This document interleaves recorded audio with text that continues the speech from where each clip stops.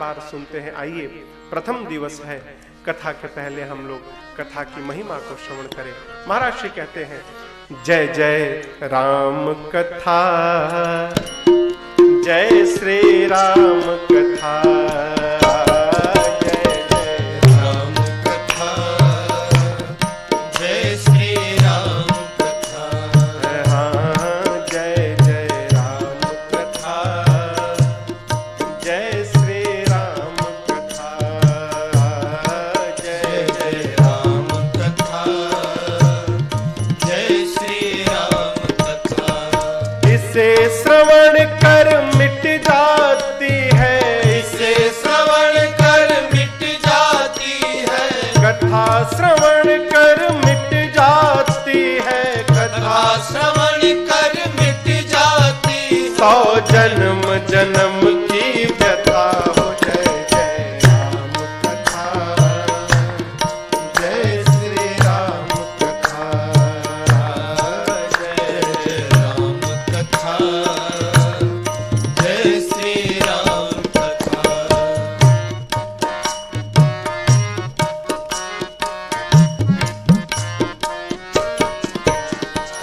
राम कथा कलि कामद गाए, सुजन सजीवन मोरि सुहाए। राम कथा कलि कामद गाए, सुजन सजीवन गोस्वामी जी बोले, बुद्ध विश्राम सकल जन रंजनी, राम कथा कलि कलुष विभंजनी। बुद्ध विश्राम सकल जन रंजनी, राम कथा कलि कलुष विभंजनी। तेरा परमारथ बन जाए, तेरा परमारथ बन जाए, मेरा परमारथ बन जाए, मेरा परमारथ बन जाए। कैसे? श्री नारद कर कथा हो। जय जय राम कथा, जय श्री राम कथा, जय जय राम कथा, जय श्री राम कथा। इसे श्रवण कर मिट जाती है, इसे श्रवण कर मिट जाती है, कथा श्रवण कर मिट जाती है, कथा श्रवण कर मिट जाती। 100 जन्म जन्म की व्यथा हो। जय जय राम कथा, जय श्री राम कथा, जय जय राम कथा, जय श्री राम कथा।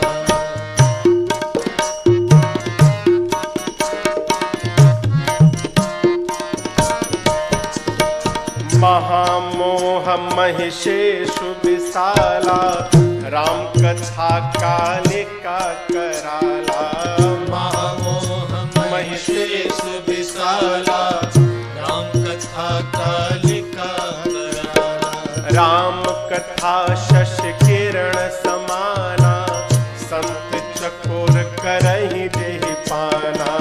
राम कथा शशि किरण समाना, संत चकोर करहि जेहि पाना।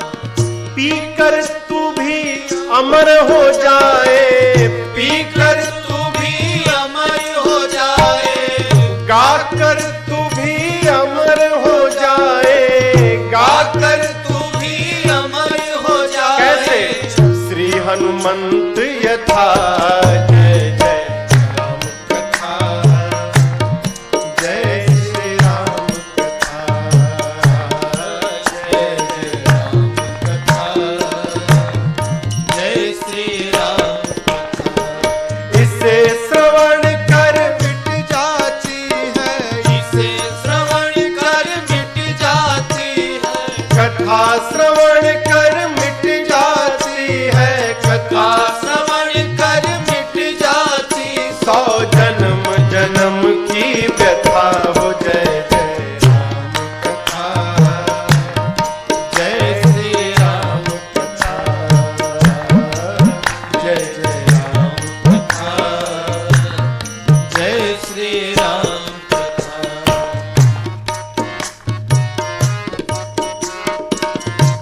शंकर भगवान मैया भवानी से बोले, देवी राम कथा कल बिटपत उठारे, सादर सुन गिरिराज कुमारे।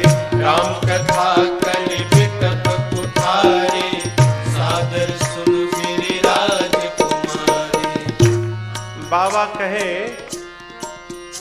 राम जी की कथा कुल्हाड़ी है। ये भाई कुल्हाड़ी से तो काटा जाता है, तो ये कथा क्या काटेगी? कहते हैं यदि कलयुग के विकार काम क्रोध मद मोह लोभ मत्सर ये वृक्ष है, तो इस विकार रूपी वृक्ष को काटने के लिए राम जी की कथा साक्षात कुल्हाड़ी के समान है। आप बताओ, यहां पर बहुत सारे पक्षी आके बैठ जाएं, बहुत सारे पक्षी, उसी बीच में कोई जाकर जोर से ताली बजा दे तो क्या होगा? सारे पक्षी भाग जाएंगे ना, उड़ जाएंगे। कहते हैं बाबा मैया से कि देवी जिस प्रकार हाथ की ताली बजने से पक्षी उड़ जाते हैं, उसी प्रकार ये राम जी की कथा वो ताली है ना, जो बजा दे उसके जीवन में जितने संशय रूपी पक्षी हैं, इस ताली के बजने से सारे संशय के पक्षी भाग जाएंगे, बचेगा ही नहीं। बाबा बोले राम कथा सुंदर कर तारे, संशय विहग उड़ावन हारे। राम कथा सुंदर कर तारे, संशय विहग उड़ावन हारे। तेरा सब संशय भागेगा, तेरा सब संशय भागेगा, मेरा सब संशय भागेगा, मेरा सब संशय भागेगा। माँ पार्वती कर जथा हो जय जय जय श्री राम कथा, जय श्री राम कथा। इसे श्रवण कर मिट जाती है, इसे श्रवण कर मिट जाती है, कथा श्रवण कर मिट जाती है, कथा श्रवण कर मिट जाती। 100 जन्म जन्म की व्यथा हो जय जय श्री राम कथा, जय जय राम कथा, जय श्री राम कथा। हाँ, जय जय राम कथा, जय श्री राम कथा, जय जय राम कथा, जय श्री राम कथा।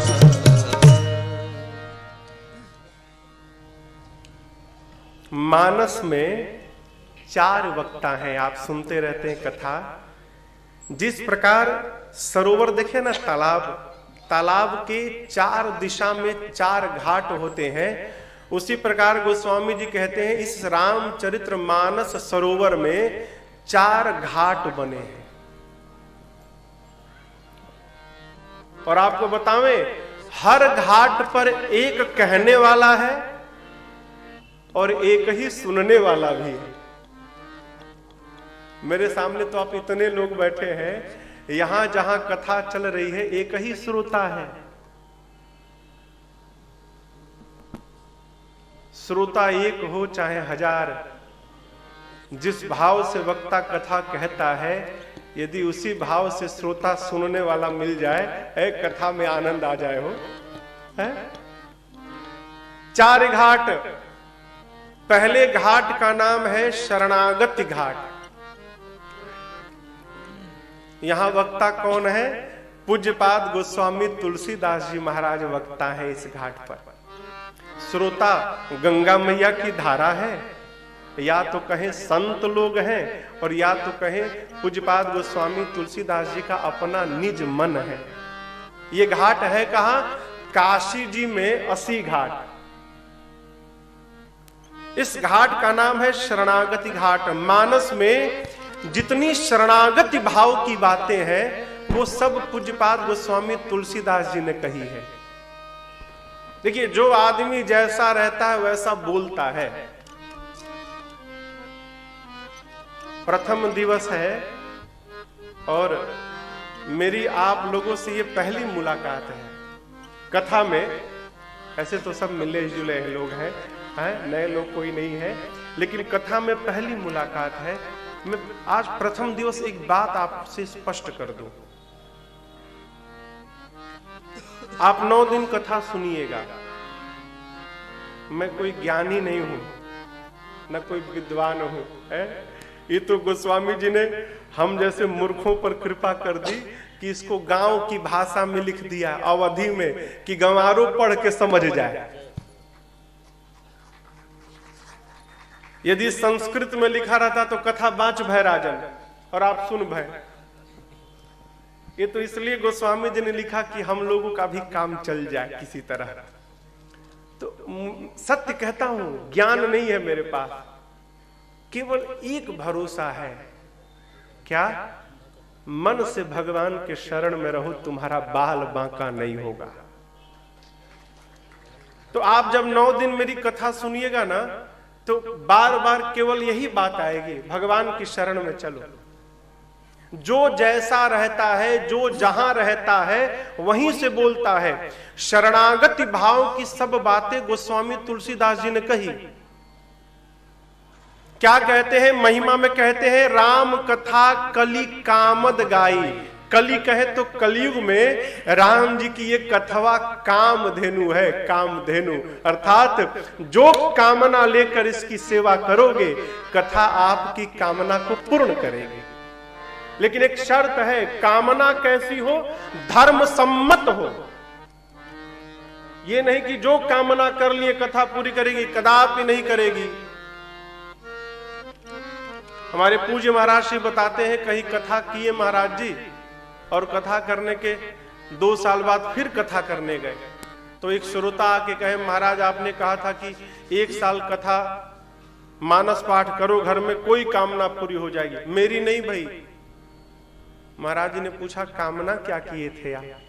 बोले, महाराज पड़ोसी से बड़ा परेशान हूं, मैं यही सोचा था कि इसका विनाश हो जाए। नहीं भैया, कामना वही पूरी होगी जो धर्म सम्मत होगी, है? जो तो थोड़ी होगा। गोस्वामी जी ने महिमा गाई, पहले वक्ता, पहला घाट। अब गोस्वामी जी कहते हैं, मैं आपको वो कथा सुनाऊंगा। कौन सी कथा? जो कथा प्रयाग में बैठकर याज्ञवल्क ऋषि ने भरद्वाज जी को सुनाई। अब देखिए, दूसरी कथा प्रारंभ हो गई, दूसरा घाट। इस घाट का नाम है कर्मकांड घाट। कहां है? तीर्थराज प्रयाग में। वक्ता है श्री याज्ञवल्क जी महाराज, और श्रोता बन के भरद्वाज ऋषि बैठे हैं। मानस में जितनी कर्म प्रधान बातें हैं, सब याज्ञवल्क जी ने भरद्वाज जी को सुनाई है। दूसरा घाट, याज्ञवल्क जी ने महिमा गाकर सुनाया, मां दुर्गा ने महिषासुर का वध किया। तो ये कथा भी दुर्गा है, काली है। ये किसका वध करेंगी? तो मोह रूपी महिषासुर का वध करने के लिए राम जी की कथा साक्षात काली जी के समान है। अब याज्ञवल्क जी दूसरे घाट पर बैठे हैं। याज्ञवल्क जी कहे, मैं आपको वो कथा सुनाऊंगा। कौन कथा? जो कथा शंकर भगवान ने पार्वती जी को सुनाई। अब तीसरा घाट प्रारंभ हुआ। ये कहां है? कैलाश पर्वत, जिसका नाम है ज्ञान घाट। वक्ता भूत भावन भगवान शिव हैं, और श्रोता बन के मेरी मां भवानी जी बैठी हैं। मानस में ज्ञान की जितनी बातें हैं, सब शंकर भगवान ने कही है। शंकर भगवान ने क्या महिमा गाई, मैंने आपको सुनाया। शंकर भगवान पार्वती जी से कहते हैं, देवी मैं आपको वो कथा सुनाऊंगा जो कागभूषुंडी जी ने गरुड़ जी को सुनाई। चौथा घाट प्रारंभ हुआ। ये कहां है? हिमालय में नीलगिरी पर्वत है, जहां पर कागभूषुंडी जी महाराज पक्षियों को कथा सुना रहे हैं। लेकिन समझिएगा, महिमा चारों स्थान पर भई है, लेकिन 3 स्थान पर वक्ता ने महिमा गाई। चौथे स्थान पर वक्ता ने कथा नहीं गाई, श्रोता सुनने आए हैं, वही महिमा गाने लगे। अभी हम आके बैठे और आप ही लोग कथा सुनाने लगे, वही भया हो। अरे ये कैसे भया? काकभूषुंडी जी को जानते हैं? काकभूषुंडी जी कौवा महाराज है। कौवे को पक्षी में चांडाल कहा गया है? कौवा महाराज यहां व्यासपीठ पे बैठे हैं और नीचे एक से एक दिव्य दिव्य पक्षी, दिव्य तो छोड़िए, साक्षात पक्षियों के जो राजा हैं, भगवान के जो वाहन हैं, गरुड़ जी महाराज श्रोता बन के बैठे हैं। क्यों? लंका में जब युद्ध प्रारंभ भया ना, तो युद्ध में बीच में राम जी नाग पास में बंध गए थे। भगवान जब नाग पास में बंध गए तो नारद जी ने गरुड़ जी को बुलाया। क्यों? सर्प को खाते हैं ना गरुड़, तो भगवान नाग पास में बंधे हैं, तो गरुड़ जी को बुलाया गया कि आप भगवान को बंधन से मुक्त करिए। गरुड़ जी आए, भगवान को बंधन से तो मुक्त कर दिया, लेकिन भगवान को खोलने के बाद गरुड़ जी अपने बंध गए। किसमें? मोह में। देखिए एक एक शब्द है नैकट्य दोष। क्या नाम है? नैकट्य दोष। ये कब लगता है? जब अधिक निकटता हो जाती है ना, तो ये दोष लग जाता है। कैसे महाराज? है चेला गुरु जी के साथ रहने लगा दिन रात, एक ही कमरे में रहने लगा, तो थोड़े दिन बाद सोचेगा गुरु जी में मेरे में अंतर क्या? गुरु जी तो 6 बजे उठते हैं, हम तो 4 बजे उठ जाते हैं। गुरु जी से पहले बाद में सोते हैं और पहले उठते हैं। हम आप लोग को नहीं कह रहे हैं। चेला सोचेगा हम बाद में सोते हैं पहले उठते हैं, गुरु जी तो केवल सवेरे माला जपते हैं, हम तो कामों करत रहते हैं और दिनवा भर माला भी जपते हैं, तो मेरे में और गुरु जी में अंतर क्या रहा? इसी का नाम है नैकट्य दोष। जब अनुराग नहीं होगा ना, पूर्ण भावेन समर्पण नहीं होगा ना, तो यही दोष लगता है। दोष पकड़ा किसको? गरुड़ जी महाराज को। भगवान को मुक्त किए, सोचने लगे ये भगवान नहीं, नकली है। क्यों? राम जी को कोई बांधेगा? भला भगवान को कोई बांध सकता है? और इनके बंधन को मैंने खोला है, ये भगवान नहीं है, कोई और है। पकड़ लिया मोह। पहुंच गए कौन? गरुड़ जी महाराज पहुंच गए नारद जी के पास, जाकर अपनी बात कही। नारद जी ने कहा अच्छा आपको भी पकड़ लिया? मतलब हमको भी पकड़ा था, इस बीमारी ने मुझे भी पकड़। कोई बात नहीं, आप एक काम करिए, मेरे पिताजी के पास जाइए, ब्रह्मा जी के पास। गरुड़ जी महाराज भागकर पहुंचे ब्रह्मा जी के पास, जाकर अपनी बात कहे आपको भी पकड़ा? अरे इसने तो मुझे भी पकड़ा था। किसने? जेहि बहु बार नचावा मोही,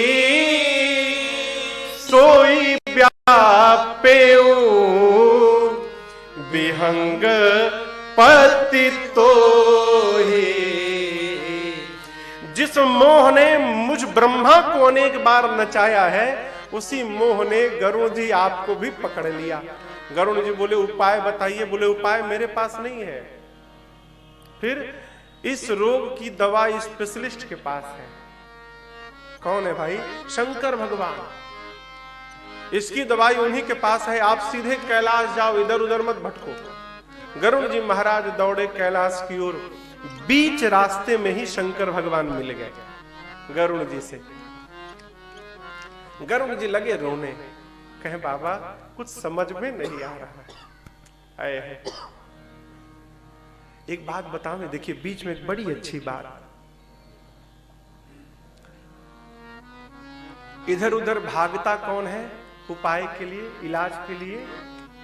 जिसको ये पता चल जाता है कि मुझे कोई बहुत बड़ी बीमारी हो गई है, वही भागेगा। भाग के दिल्ली जाएगा, भाग के बंबई जाएगा, चेन्नई जाएगा, अपोलो जाएगा, भागेगा। क्यों? उसको ये पता चल गया है कोई ना कोई बहुत बड़ी बीमारी मुझको हो गई। ये कथा क्या करती है आपको बतावें? जैसे मान लीजिए कोई आदमी है, उसको डायबिटीज है, शुगर। अब आज के समय से बाहर हुआ है, इसका नाम है राज, क्या कहते हो, राजयोग। बीपी और शुगर को राजयोग बताया गया है, सबके पास है। किसी को डायबिटीज है, उसको पता नहीं है, ठीक? और सामने खूब गर्मा गर्म गुलाब जामुन आ गया, तो आप बताओ छोड़ेगा कि खाएगा? खाएगा ना। भर पेट गुलाब जामुन खा लिया और बाहर गया तो चक्कर आने लगा, डॉक्टर के पास गया, डॉक्टर ने टेस्ट किया, कहा आपको तो 400 शुगर है। अब पता चल गया टेस्ट के बाद कि 400 शुगर है। फिर किसी के घर जाना था, उसके घर पहुंचा, जाते वहां फिर गुलाब जामुन आया। अब बताओ अब की बार खाएगा कि छोड़ेगा? देखेगा भी नहीं, बोले भाई हटाओ, हमको शुगर हो, अभी अभी पता चला डायबिटीज है। ये कथा क्या है? कथा टेस्ट है हो। 9 दिन कथा सुनने पर ना फुल बॉडी चेकअप हो जाता है। ये टेस्ट है, सीटी स्कैन, MRI, पैथोलॉजी, सारा टेस्ट है। 9 दिन बाद इसका रिपोर्ट आता है का क्या क्या बीमारी है। कौन सी बीमारी महाराज? भाई के साथ व्यवहार में कौन सी बीमारी ने तुमको पकड़ा है? पिता के साथ पुत्र का क्या धर्म है? कथा दर्पण है, बताती है ऐसा करना चाहिए, लेकिन तुमको इस बीमारी ने पकड़ा है, तुम ऐसा व्यवहार नहीं करते हो। ये कथा बीमारी बता देती है, और जब तक बीमारी का पता ही नहीं तब तक इलाज कैसे होगा? ये कथा रोग बताती है, क्या कमी है, जिसको पता चल जाएगा वो दूर करने का उपाय करेगा। गरुड़ जी महाराज इसी में भाग रहे हैं, पता है कि कोई बहुत बड़ी बीमारी है मुझे। शंकर भगवान के पास पहुंचे, कहे बाबा उपचार करिए। बोले डिस्पेंसरी तो मेरा चेंबर तो कैलाश में है, आप रास्ते में मिले हो, अब यहां कैसे उपचार करें? हाँ, एक काम कर सकता हूं, एक ऐसे चेंबर में भेज रहा हूं जो 24x7 चलता है, दिन रात, वहां छुट्टी नहीं है, और वहीं आपकी बीमारी जाएगी। उपाय मुझे मिल गया। कैसे? तब ही होई सब संशय भंगा, जब बहु काल करिय सत्संगा। गरुड़ जी, 1 दिन 2 दिन नहीं, जब आप बहुत काल तक निरंतर सत्संग करेंगे तब जाकर आपका संशय समाप्त होगा। गरुड़ जी बोले प्रभु इतना लंबा समय, इतने लंबे समय तक सत्संग कहां मिलेगा? बोले वही तो बता रहा हूं, कहां जाइए? नीलगिरी जाइए, वहां एक कौवा जी हैं, कागभूषुंडी जी, वो दिन रात कथा ही गाते रहते हैं।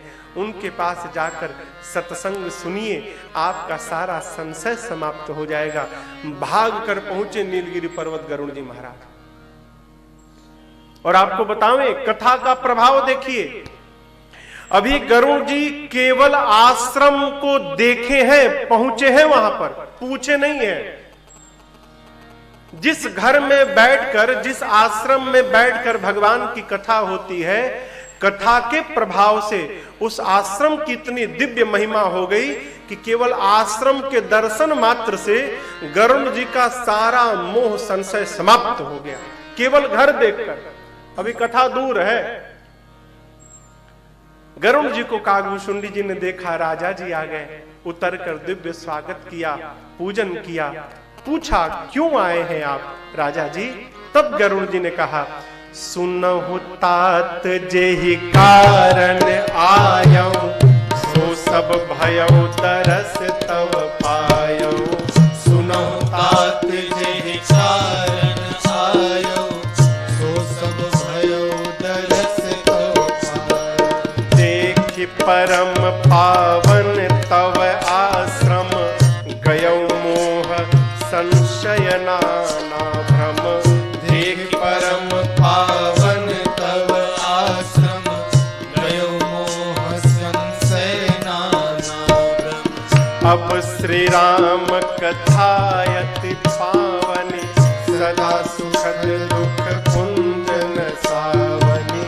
अब श्री राम कथायति पावनी, सदा सुखद दुख कुंजन सावनी। सादर तात सुनावहु मोहि, सादर तात सुनावहु मोहि, सादर तात सुनावहु मोहि। सादर तात सुनावहु मोहि। बार बार बिनवहु प्रभु तोहि राम कथा। जय श्री राम कथा, जय राम कथा, जय श्री राम कथा। जिसे श्रवण कर मिट जाती है, जिसे श्रवण कर मिट जाती है, कथा श्रवण कर मिट जाती है। कथा श्रवण कर मिट जाती। 100 जन्म जन्म की व्यथा है। जय श्री राम कथा,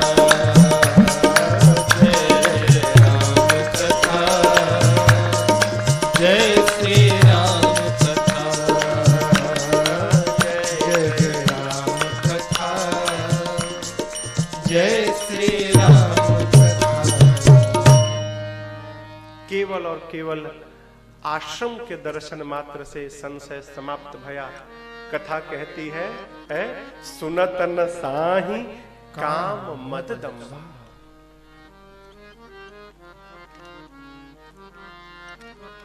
आप सबके पास गाड़ी होगी, है ना? अरे नहीं, 4 चक्का कम से कम 2 चक्का तो होगबे करेगा, है कि नहीं है? कहिए, है ना? गाड़ी आप चलाते हैं, साल तो छोड़िए, 3-4 महीने में कम से कम एक बार सर्विसिंग में तो ले ही जाते होंगे सर्विस सेंटर में। क्यों? अरे मोबिल चेंज हो जाए, ब्रेक ऑयल पड़ जाए, हाँ, तनिक साफ, कार्बोरेटर साफ हो जाए उसका। क्यों? यदि आप नहीं कराएंगे तो गाड़ी में से धुआं निकलने लगेगा। नहीं निकलेगा क्या? एवरेज बिगड़ जाएगा। हो एवरेज है 1 लीटर में 45 किलोमीटर, फिर ट्रक का एवरेज देने लगेगी 1 लीटर में 5 किलोमीटर। यदि आपने सर्विसिंग नहीं कराया तो गाड़ी का एवरेज बिगड़ जाएगा। ये जो कथा पांडाल है ना, ये भी 9 दिनों के लिए सर्विस सेंटर है। क्यों? इस गाड़ी का खूब चकाचक गाड़ी दौड़ाइए, लेकिन 9 दिन आकर यहाँ सर्विसिंग करा लीजिए। इसका भी मोबिल ओबिल यहाँ वाला पलट जाए ना तो खूब चकाचक एवरेज मिलेगा। और यदि आपने सर्विसिंग नहीं कराया तो धुआं फेंक देगा, एवरेज बिगड़ जाएगा।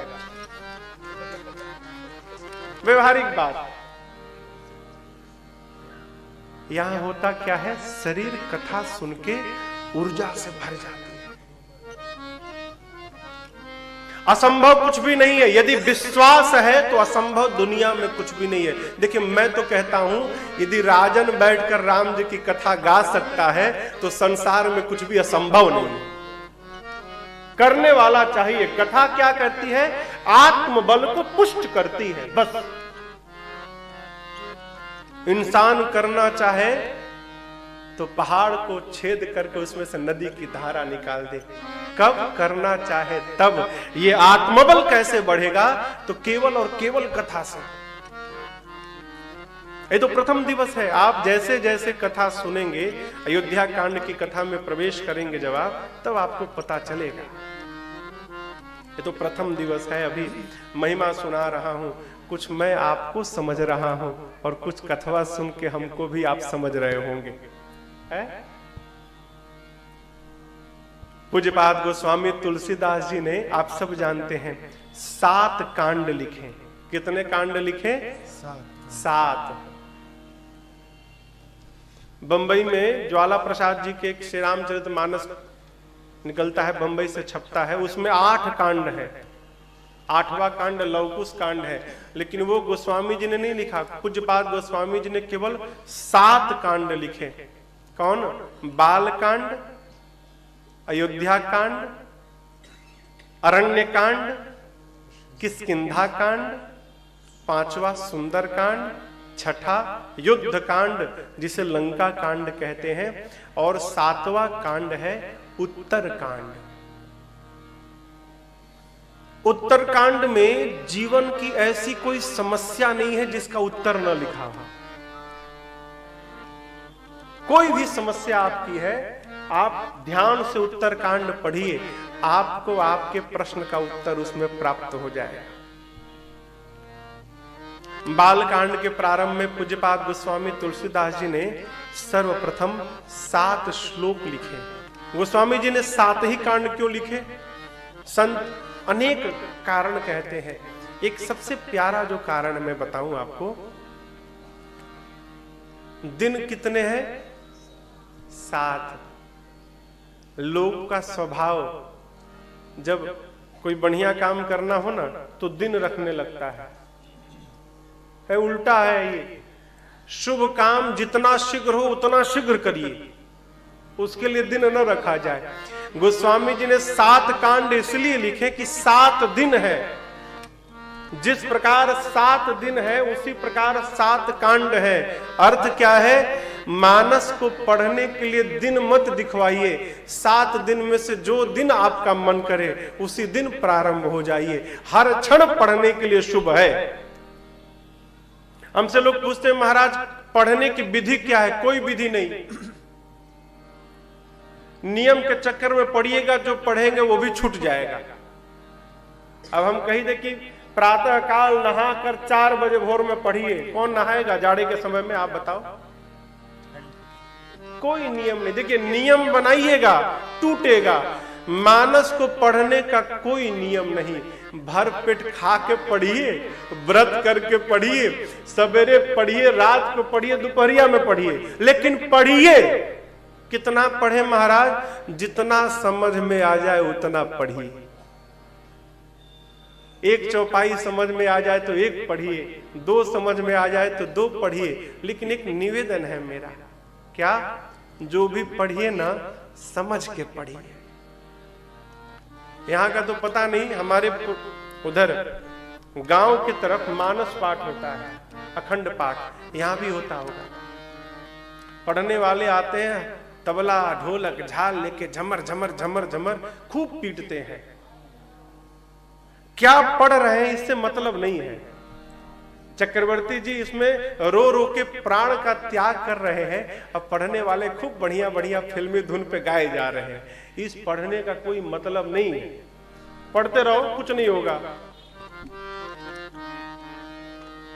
हमारे महाराज जी सुनाते हैं, एक माई हनुमान चालीसा पढ़ती थी, तो उसमें है ना, तुम रक्षक काहू को डरना, तो वो करती थी तुम राक्षस काहू को डरना।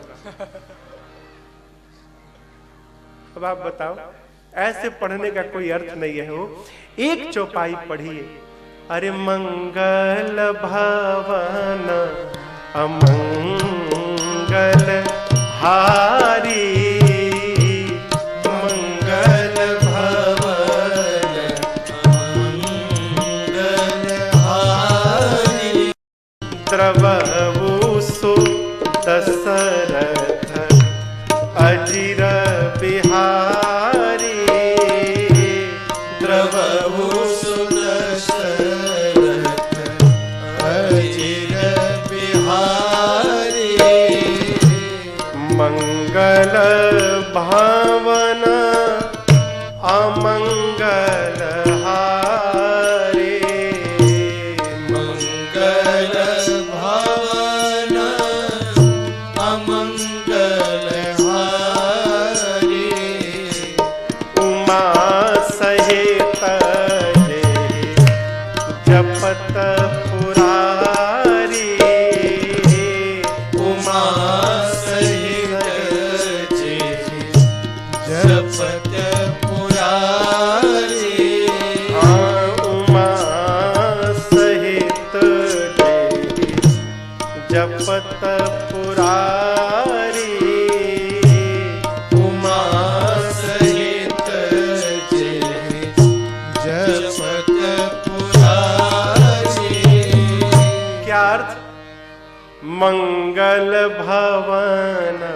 राम जी कौन है? मंगल के भवन है, घर है, और अमंगल हारी, अमंगल का हरण करने वाले हैं वो राम जी। द्रवऊ सुदशरथ अजीर बिहारी। कई लोग पढ़ते हैं तो कहते हैं द्रवऊ सो दशरथ अजर बिहारी। अजर नहीं है, अजीर है। जमीन आसमान का अंतर है। अजर मतलब जो जल ना सके, और अजीर मतलब आंगन होता है। कहते हैं गोस्वामी जी द्रवऊ, द्रवहु नहीं है, ऊ है। द्रवऊ मतलब आप मेरे पर द्रवित होइए। कौन? दशरथ अजीर बिहारी, दशरथ जी के अजीर आंगन में खेलने वाले राम जी, जो मंगल के घर हैं, अमंगल का हरण करते हैं, वो राम जी मेरे पर द्रवित हों, ये इसका अर्थ है। अब अर्थ मालूम नहीं है, पढ़े जा रहे हैं तो महाराज अर्थ के लिए क्या करें? कुछ मत करिए। गीता प्रेस जी में ना अर्थ वाली मानस जी मिलती हैं, जाकर लाइए, चौपाई पढ़िए, एक एक अर्थ पढ़िए, फिर आगे पाठ करिए। मैंने पढ़ा है, पूज्य महात्मा गांधी जी एक ही चौपाई हमेशा कहते थे, परहित सरिस धर्म नहीं भाई, पर पीड़ा सम नहीं अघमाई। चौपाई का अर्थ है पर का हित करना, इससे बड़ा धर्म नहीं। पर मतलब भतीजा, भांजा, भाई, ये पर नहीं होते। कई लोग कहते हैं महाराज मैं भी बहुत परोपकार किया। क्या किए? भतीजे का नौकरी लगा दिया है, परोपकार है? वो तो तुम्हारा धर्म है, कर्तव्य है। पर कौन? जिसको न आप जानते हैं न जो आपको जानता है, जिससे आपका कोई संबंध नहीं, ऐसे किसी का आप हित करते हैं तो आप परहित करते हैं।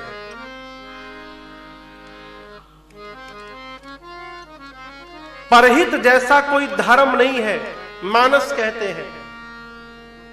और दूसरे को पीड़ा देना, इससे बड़ा कोई पाप नहीं है।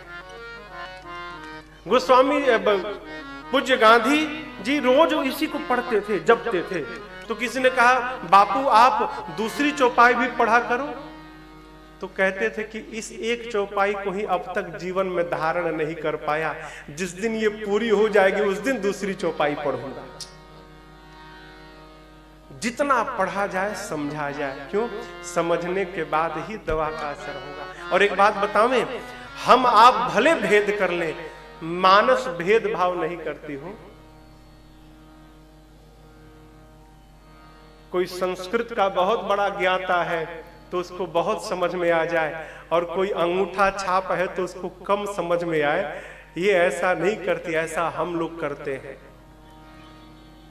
डॉक्टर साहब दवा देते हैं टिकिया, तो क्या टिकिया विचार करती है क्या कि जो पीएचडी किया है उसको 1 घंटे में असर कर जाना है, और जो नहीं किया उसको 4 घंटे में करना है असर? ऐसा दवा ऐसा होता है क्या? नहीं, दवा का असर सब पर बराबर पड़ता है।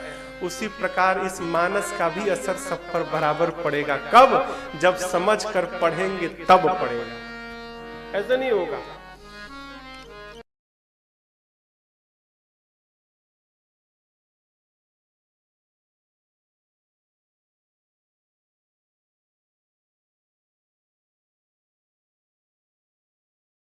बिनु विश्वास भगति नहीं, अते बिनु द्रवहि नराम।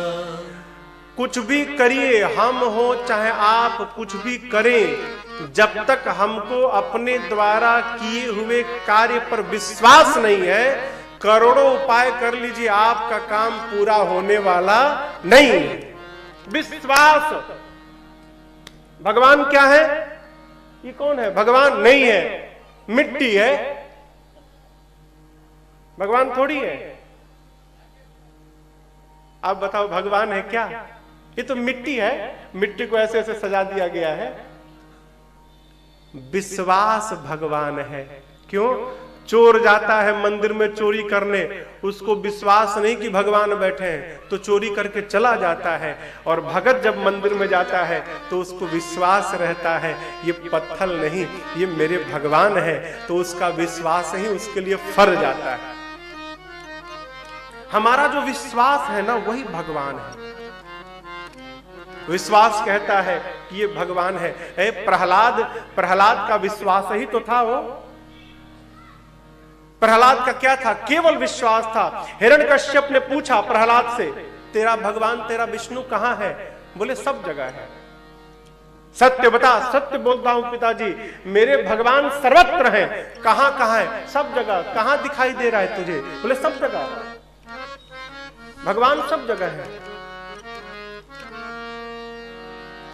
हिरण्यकश्यप ने कहा, इस खंभे में दिख रहा है तुझे? बोले हाँ पिताजी, दिख रहे हैं भगवान। झूठ मत। नहीं पिताजी, सत्य दिख रहे हैं। तब हिरण्यकश्यप ने कहा, बांधो इसको खंभे में, आज इसको और इसके भगवान को एक साथ समाप्त करता हूं। प्रहलाद के विश्वास की रक्षा करने के लिए भगवान खंभे में से प्रकट होकर चले आए। क्यों? विश्वास था। आप में से, हम में से जो जितने विश्वास से कथा को श्रवण करेगा, ये कथा उसको उतना फल प्रदान करेगी। विश्वास। आप देखिए, पूज्यपाद गोस्वामी तुलसीदास जी ने बाल कांड के प्रारंभ में 7 श्लोक लिखे। पहले श्लोक में गोस्वामी जी ने सरस्वती जी और गणपति भगवान की एक साथ वंदना की। वर्णा नामर्थ संघानाम रसानाम छंद सामपि मंगलानाम च कर्तारौ वंदे वाणी विनायको। एक श्लोक में गणपति जी और सरस्वती दोनों की वंदना की। क्यों? देखिए, गणपति भगवान बुद्धि देते हैं और सरस्वती जी बोलने की कला देती हैं। बहुत बोलने आ जाए और बुद्धि ना हो, क्या बोलना है क्या नहीं बोलना है, फिर जो ना बोलने वाली बात है वही निकल जाए।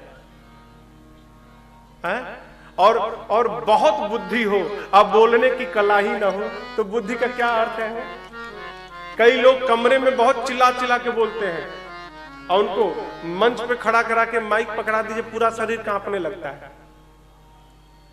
एक ही श्लोक में पूज्यपाद गोस्वामी तुलसीदास जी ने गणपति भगवान और सरस्वती जी दोनों की वंदना की। क्यों?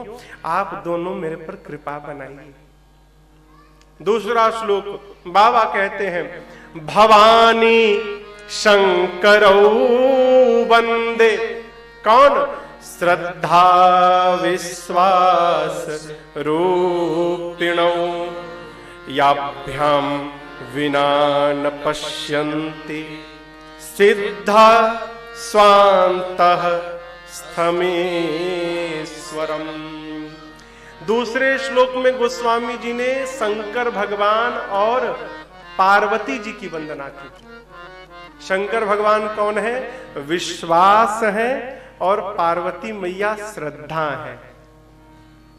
कल हम और आप शिव पार्वती के विवाह की कथा सुनेंगे। कल समझिएगा, जीवन में जब तक विश्वास और श्रद्धा का मिलन नहीं होगा, तब तक राम रूपी कथा गंगा निकलेगी नहीं वहां से। कब निकलेगी? जब विश्वास और श्रद्धा का मिलन हो जाए। इसलिए गोस्वामी जी ने पहले विश्वास और श्रद्धा का विवाह कराया, शिव विवाह, तब राम जी की कथा प्रारंभ भई। बिना विश्वास कुछ नहीं होता। गोस्वामी जी निवेदन करते हैं, मैं जो कथा लिखने जा रहा हूं ना बाबा, ऐसी करुणा करिएगा कि उस पर मेरा विश्वास और मेरी श्रद्धा दिन रात बढ़ती जाए, ये कृपा बना के रखिएगा। और आपको बतावें, ये रामचरितमानस गोस्वामी जी ने लिखी नहीं है, शंकर भगवान ने गोस्वामी जी से लिखवाई है। शिव जी जो बोलते गए, ये पूरा शिव शास्त्र है, ये शंकर भगवान जो बोलते गए गोस्वामी जी उसी को लिखते गए।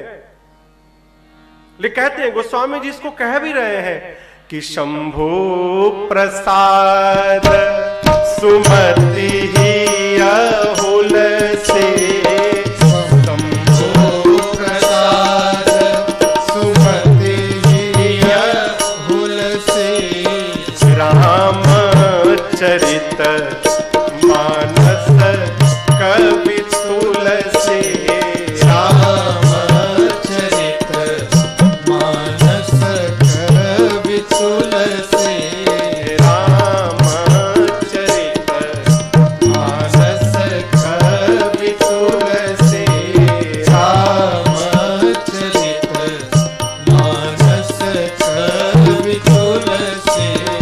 कहते शंभु प्रसाद, शिव जी के कृपा प्रसाद स्वरूप सुमति ही अहुलसी, मेरे मन में ये भाव आया। बाबा ने कहा मैंने लिखा, लेकिन देखिए रामचरित मानस कवि तुलसी, बाबा ने अपना नाम नहीं रखा, इस रामचरित मानस का कवि मुझे तुलसी को बना दिया। आपको बतावें गोस्वामी जी 7 दिनों तक संस्कृत में लिखते रहे।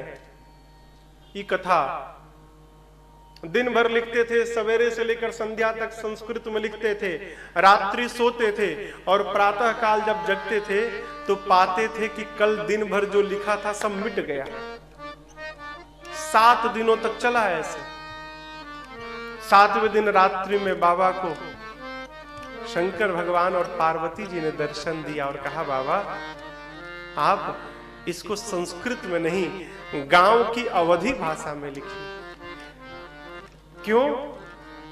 आगे चलकर संस्कृत सबके बस की बात नहीं होगी, इसलिए सब समझ नहीं पाएंगे। और जब आप अवधि में लिखेंगे ना तो खेत में हल चलाने वाला एक हरवाह भाई भी इसको पढ़ के समझ जाएगा। और इसी का परिणाम देखिए, हम हो चाहे आप, वेद की ऋचाएं भले याद ना हो, वाल्मीकि रामायण के श्लोक भले याद ना हो, पुराण के श्लोक न याद हो, लेकिन ऐसा कोई हिंदू नहीं जिसको मानस की एक चौपाई न याद हो। अरे कुछ न याद होगा, कम से कम इतना तो जरूर बोलेगा, ए जी मंगल भवन मंगल हारे, मंगल भवन मंगल हारे, प्रभु सुदशरथ अजिर बिहारी, प्रभु सुदशरथ अजिर बिहारी, प्रभु सुदशरथ अजिर बिहारी। सबको याद है। और एक बात कहे, कितने भी विद्वान वक्ता क्यों ना हो जाए, वेदांती क्यों ना हो जाए, कोई भी प्रवचन करेंगे, किसी भी पुराण की कथा गाएंगे, जिस प्रकार तुलसी दल न पड़े तो भगवान को भोग नहीं लगता है, उसी प्रकार वो वक्ता जब तक अपने वक्तव्य में बीच में मानस की एक चौपाई नहीं बोल लेते, उनका प्रवचन पूरा नहीं होता। बोलेंगे ही बोलेंगे, 1-2 चौपाई तो उनको मानस की रखनी ही पड़ेगी।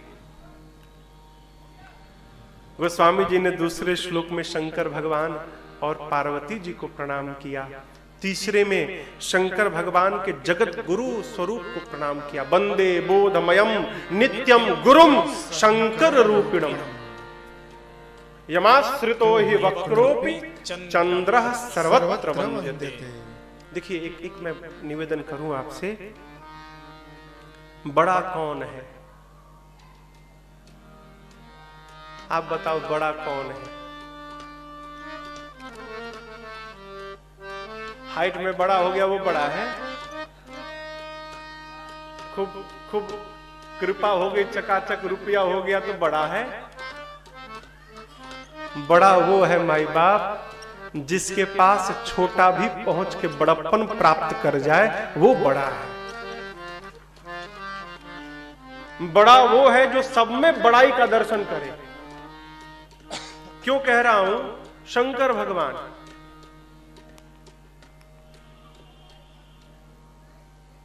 यहां नहीं है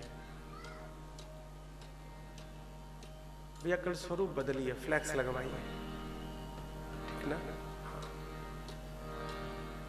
विग्रह सारे अधूरे हैं, कथा है ना, अनुष्ठान है। फ्लैक्स रात में छपवा दीजिए, कल फ्लैक्स लग जाएगा इसमें।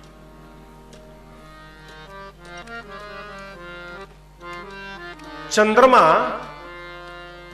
राहु के त्रास से भागा। ये जो ग्रहण लगता है ना, चंद्र ग्रहण, ये राहु खा जाता है चंद्रमा को। तो त्रास से भागा बाबा के पास, शंकर भगवान के पास। त्राहिमाम बाबा, मेरी रक्षा करिए प्रभु। अब शंकर भगवान का स्वभाव, भाई आए को कैसे लौटाए? क्या अच्छा ठीक है आ जाओ। बोले कहां बैठे? जहां मन करे बैठ जाओ, आप बताइए। आप गुरुजी के पास गए अपने, गुरुजी कहे बैठ जाओ, तो कहां बैठेंगे? कहिए पांव में बैठेंगे ना। शंकर भगवान चंद्रमा को बोले बैठ जाओ, जाके बाबा के कपारे पे बैठ गया। अब आप बताओ, कल्पना करिए, आप ऐसा करेंगे क्या? लेकिन इसके बाद भी वक्रोपी, यहां पर गोस्वामी जी वक्रोपी कहते हैं, टेढ़ा चंद्रमा। शंकर भगवान के ललाट पर पूर्णिमा के चंद्रमा नहीं है, दूज के चंद्रमा है, दूज वाले एकदम टेढ़े चंद्रमा है। वक्रोपी चंद्र, टेढ़े आदमी से सब बच के रहते हैं। ए भाई बहुत टेढ़ा आदमी है, दूर रखना उससे। और उसी टेढ़े को बाबा ने अपने सिर पे बिठाया है? और बाबा के मस्तक पे होने के कारण चंद्रमा जगत पूज्य बन गए। जिसके शरण में जाने के बाद कोई भी बड़ा बन जाता है। पूज्यपाद गोस्वामी तुलसीदास जी ने इस भाव से गुरु स्वरूप में शंकर भगवान की वंदना की। चौथे श्लोक में आदि कवि बाबा वाल्मीकि और श्री हनुमान जी महाराज की वंदना की। पांचवें में मेरी मां जानकी जी की वंदना की। छठवें में राघव सरकार की वंदना की। और सातवें श्लोक में गोस्वामी जी अपनी बात कहते हैं। अंतिम श्लोक कहते हैं, नाना पुराण निगमागम सम्मतम यद रामायणे निगदितम क्वचिदन्यतोपि स्वान्तः सुखाय तुलसी रघुनाथ गाथा भाषा निबंध मति मंजुल मातनो। कहते हैं मैंने इस रामचरितमानस की रचना कैसे की? नाना पुराण, पुराण कितने हैं? 18 पुराण, 18 उपपुराण, 4 वेद, 4 उपवेद, 6 शास्त्र। और इसके बाद धरती पर जितने रामायण है, कितने हैं? 100 करोड़ से भी ऊपर। रामायण शतकोटि अपारा। कहते गोस्वामी जी, इन सबके सार को निकालकर मैंने श्री रामचरितमानस की रचना की है। संत कहते हैं हम हो चाहे आप, यदि केवल रामचरितमानस पढ़ेंगे तो हमको 18 पुराण, 4 वेद, 6 शास्त्र, सब ग्रंथ पढ़ने का फल केवल रामचरितमानस पढ़ने से प्राप्त हो जाए। 7 श्लोक लिखने के बाद पंचदेव उपासना की। और उसके बाद मानस की पहली चौपाई पूज्यपाद गोस्वामी तुलसीदास जी कहते हैं, बंदम गुरु पद पदुम परागा, बंदम गुरु पद पदुम परागा, सुरुचि सुबास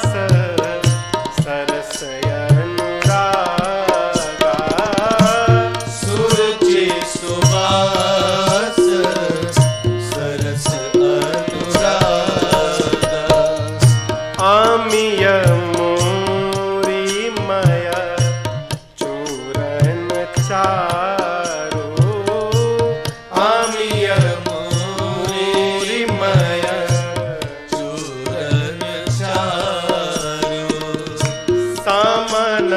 सकल भव रुज परिवार, समन सकल भव रुज परिवार। श्री गुर पद नख मणिगण ज्योति, श्री गुर पद नख मणिगण ज्योति, सुमिरत देव्य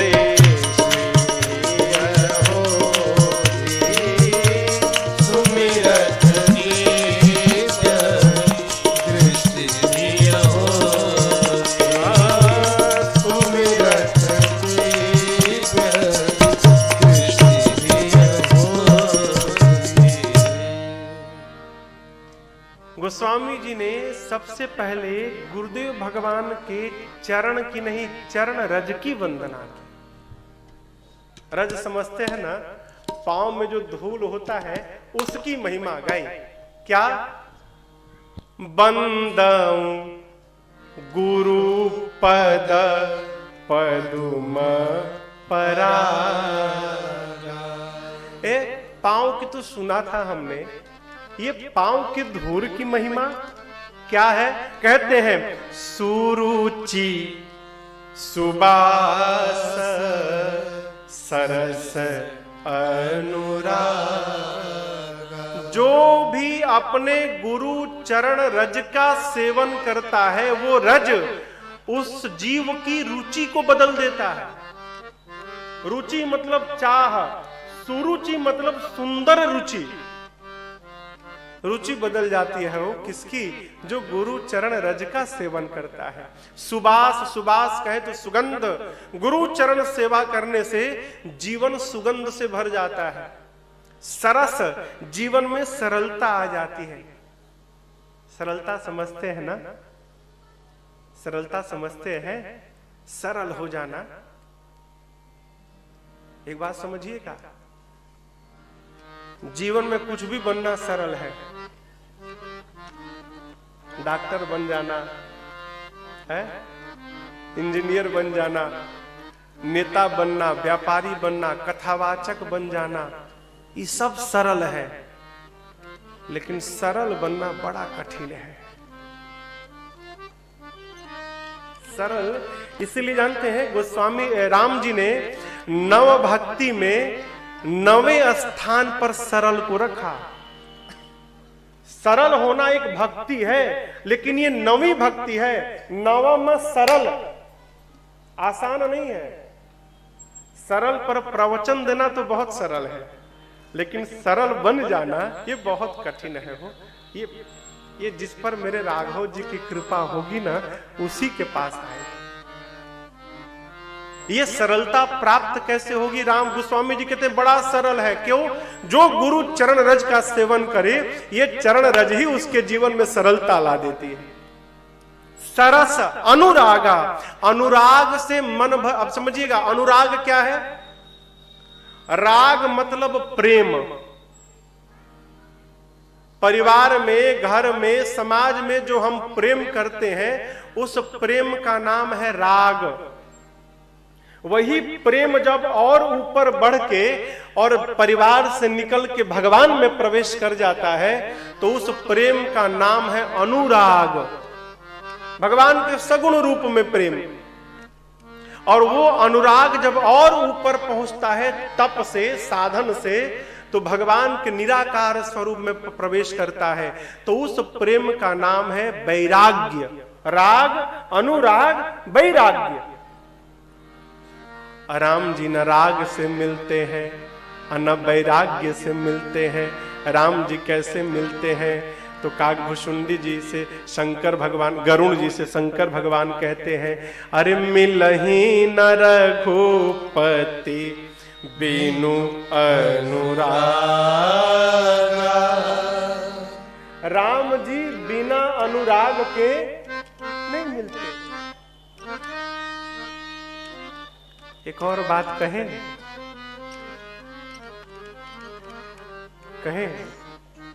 आप बताओ, हम हैं चाहे आप, इनमें से कौन है जो पहली कक्षा पढ़े बिना 5वीं कक्षा में एडमिशन करा लिया हो?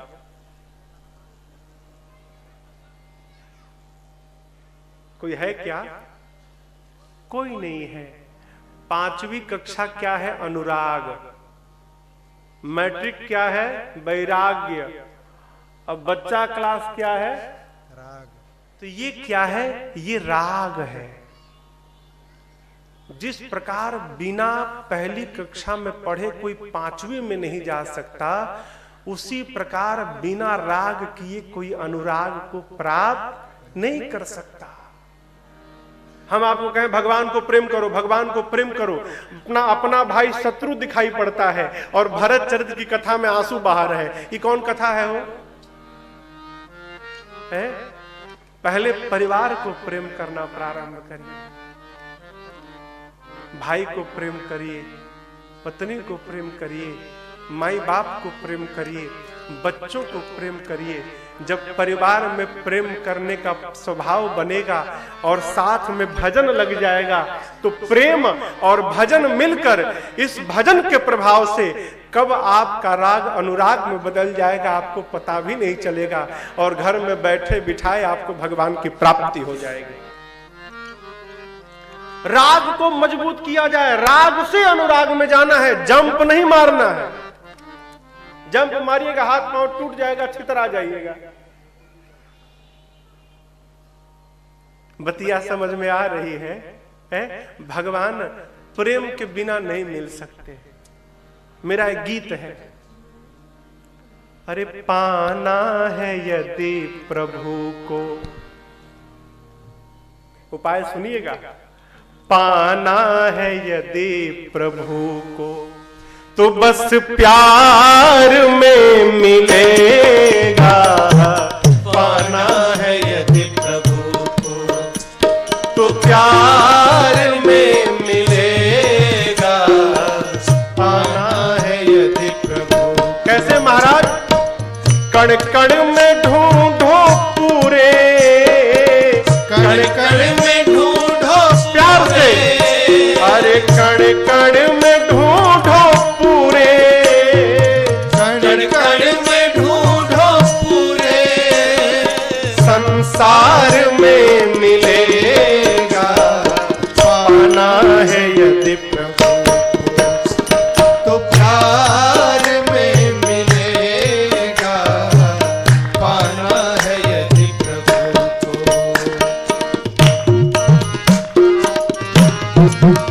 कहां है भगवान? फूलों के बीच खुशबू बनकर महक रहा है। फूलों के बीच खुशबू परमात्मा बनकर महक रहा है। कलरव में पक्षियों के सुन लो चहक रहा है। कलरव में पक्षियों के सुन लो चहक रहा है।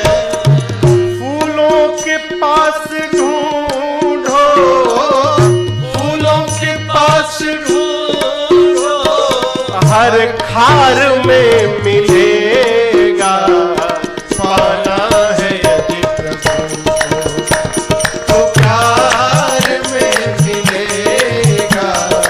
पाना है यदि प्रभु कण कण में ढूंढो पूरे, कण कण में ढूंढो पूरे, संसार में मिलेगा।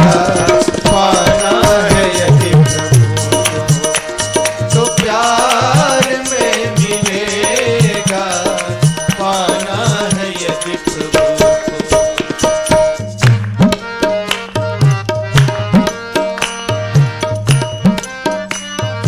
सीधी बात कहने का मेरे केवल इतना समझ लो आशय। कहने का मेरे केवल इतना समझ लो आशय। क्या? आंख आंखें हो गर तुम्हारी एक प्यार का जलाश्रय, आंखें होकर तुम्हारी एक प्यार का जलाशय। आप बताओ, लाल चश्मा पहने तो कैसा दिखाई पड़ेगा? लाल। हरा पहन लिए तो हरा दिखेगा, पीले रंग का चश्मा लगाए तो पीला दिखेगा, जो रहेगा वही दिखेगा। यदि प्यार वाला चश्मा पहन लिया तो फिर जिधर देखोगे उधर वही दिखाई पड़ेगा। साधक कहता है कुछ मत करो, आंख है ना, इसको तालाब बना लो, सरोवर, और प्रेम के जल से ना इसको लबालब भर लो। नेत्र में किसी के प्रति द्वेष न रह जाए, लेश मात्र द्वेष न रहे किसी के प्रति। कहां? आंखों में। आंख से ही सब है, इससे कुछ नहीं है। वो जो है आंख से है, यही आंख है। किसी से लड़ा दो तो प्यार हो जाए, यही आंख है। किसी से लड़ा दो तो मार हो जाए, और यही आंख है। यदि इनसे लड़ा दो तो तुम्हारा उद्धार हो जाए। सब आंख का कमाल है। प्यार भर गया ना इसमें, और जिस दिन ओवरफ्लो भया, भरने के बाद तो बाहर निकलेगा ना, ओवरफ्लो होके जिस दिन गिरना प्रारंभ हुआ, साधक कहता उसी दिन प्रेमाश्रु में नहाता, प्रेमाश्रु में नहाता, जलधार में मिलेगा पाना है यदि तो प्यार में मिलेगा, पाना है यदि कण कण में ढूंढो पूरे, कण कण में ढूंढो पूरे, संसार में मिलेगा, पाना है यदि तो प्यार में मिलेगा, पाना है यदि प्रभु।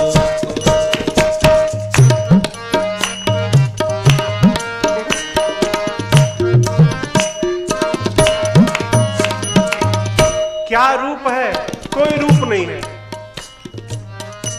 भगवान का कोई रूप नहीं है। फिर महाराज, जिस रूप में जो चाहा दर्शन उसे मिला है, जिस रूप में जो चाहा दर्शन उसे मिला।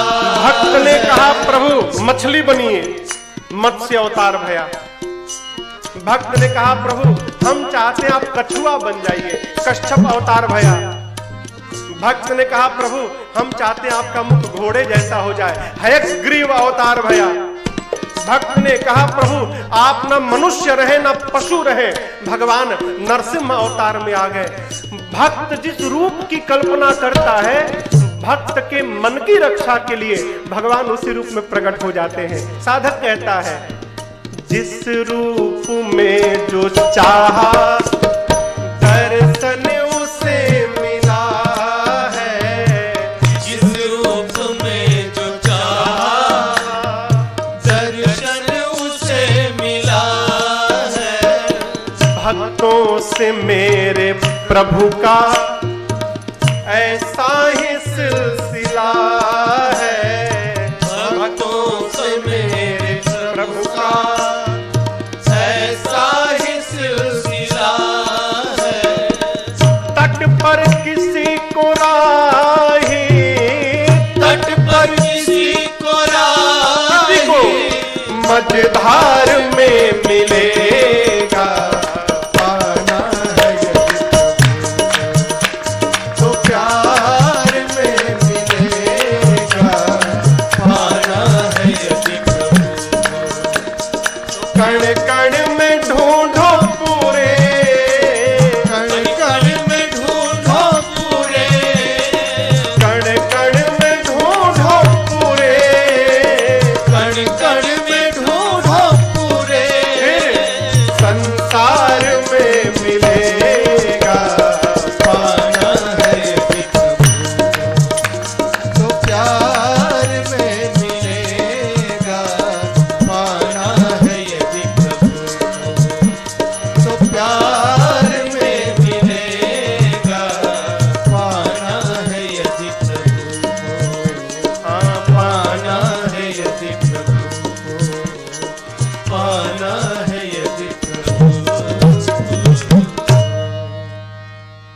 तो बस प्यार में मिलेगा,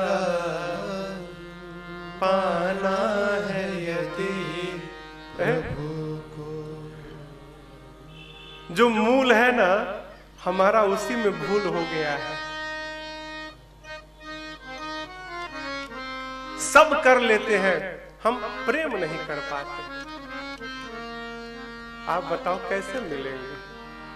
जिस रास्ते पे चलना है उस पर न चल के और दूसरे रास्ते पर हवाई जहाज लेकर भागो भागो।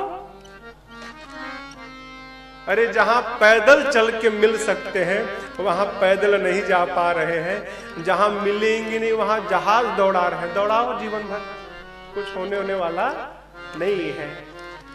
स्पष्ट स्पष्ट पूज्यपाद गोस्वामी तुलसीदास जी ने लिखा है, स्पष्ट। क्या है? कोई लेकिन नहीं है। क्या लिखा? राम ही केवल प्रेम प्यारा। क्या लिखा? राम जी को केवल प्रेम प्रिय है। क्या प्रिय है? प्रेम। ज्ञान नहीं लिखा, न वैराग्य लिखा।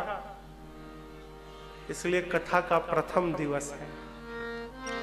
एक निवेदन, सबसे प्रेम करिए। महाराज वो हमसे नहीं करते तो कैसे करें? प्रश्न आएगा ना। ए भाई, कोई आपको प्रेम करेगा तब आप प्रेम करेंगे, तो फिर आप प्रेम थोड़ी करेंगे, आप तो व्यापार करेंगे। उसने किया, आपने भी कर दिया, तो आपने किया क्या? प्रेम क्या है? कोई आपसे बैर भी करता रहे, उसके बाद भी आप उसको प्रेम कर रहे हैं। माई बाप, इसी का नाम प्रेम है। और जिस दिन ये प्रेम मेरे राघव जी से हो गया ना, उस दिन आपको नहीं ढूंढना पड़ेगा, आपको ढूंढते भगवान आपके पास चले आएंगे। अब आप कहोगे भगवान भी आते हैं क्या? आते नहीं है। शबरी गई थी कि राम जी पहुंचे थे शबरी के पास? कहो, प्रेम रखिए, अनुराग। गुरु चरण रज का सेवन करने से जीवन अनुराग से भरता है। सुरुचि सुबास सरस अनुराग। कहते हैं गुरु पद रज मृदु मंजूल अंजन। अंजन समझते हैं? अंजन कहते हैं काजल को। काजल सबको लगा होगा, बचपन में लगा है ना। कहते हैं गोस्वामी जी, गुरु चरण रज है, वो रज अंजन है, कहे तो काजल है। लगाने से क्या होगा? नयन अमिय दृग दोष विभंजन। ये काजल ना नेत्र के लिए अमृत के समान है। दृग दोष विभंजन, आंख में जो दोष है ना उसको समाप्त कर दे। आज की भाषा में कहे तो चश्मा है। गुरु चरण रज क्या है? चश्मा है। वो चश्मा लगा लो, सुप चकाचक दिखाई पड़ेगा। कोई न बड़ा दिखेगा, न कोई छोटा दिखे, न कोई धुंधला दिखेगा। जो जितना है उतना ही दिखेगा। कब? जब ये चरण रज का जो सेवन करेगा उसका। अब यहां एक और विशेष बात,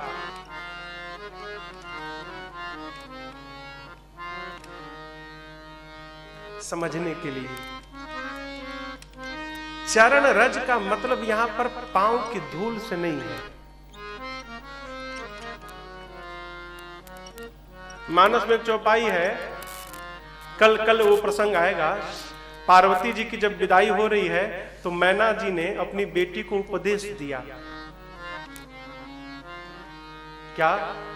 करेहु सदा शंकर पद पूजा, नारी धर्म पति देव न दूजा। बेटी, आज के बाद सदैव पति के चरण की पूजा करना। स्त्री के लिए उसके पति को छोड़कर दूसरा कोई देवता नहीं। तो इसका मतलब पति सवेरे नहा कर बैठे तो पांव धो के पति का अक्षत चावल फूल रोड़ी से तिलक करके धूप अगरबत्ती दिखा के पूजा करे।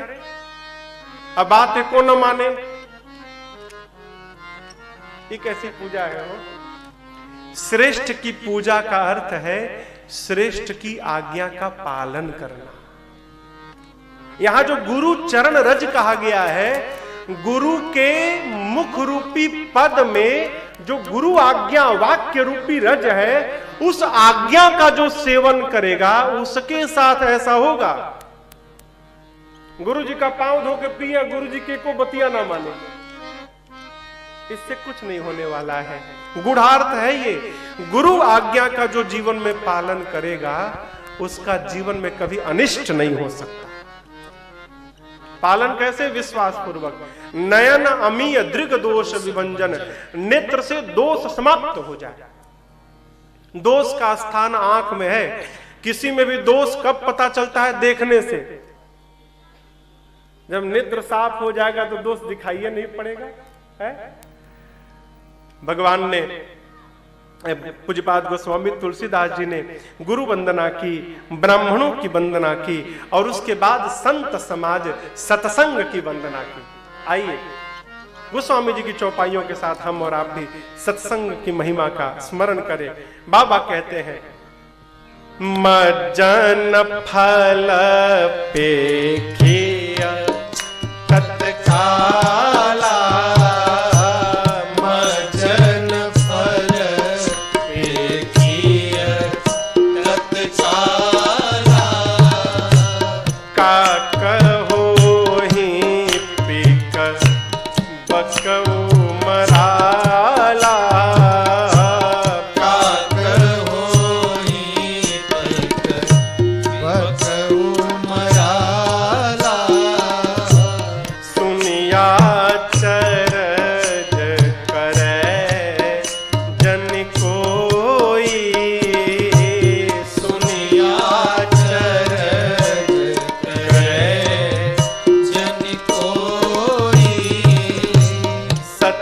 संगति महिमा नहीं कोई, सत्संगति महिमा नहीं कोई, बिनु सत्संग विवेक न होई, बिनु सत्संग